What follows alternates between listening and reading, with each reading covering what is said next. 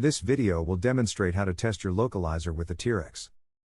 To configure the localizer test, select Tests from the top navigation bar. Under the test list, select Nav, and then LOC. From this page, you can configure the test in various scenarios. Select the desired frequency.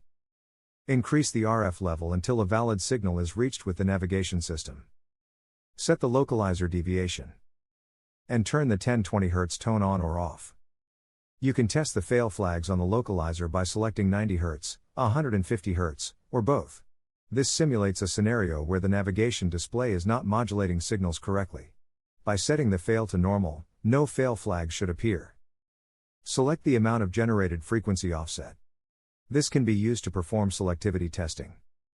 Make sure that if you are using an external antenna or a direct connection that the EANT or DRCT tabs are selected. Otherwise, the test will be conducted using the internal antenna. When the configuration is complete, select Run. Refer to the aircraft's navigation display to see if it aligns with the test parameters. Note that you can also modify the parameters on the ATEQ while the test is running, and the navigation system will react accordingly. The pass-fail criteria will be based on the associated airframe, avionics manufacturer, and regulatory requirements. Once you have successfully run through your testing procedures, select Cancel to conclude the test. You should now feel equipped to conduct your own localizer test with the ATEQ.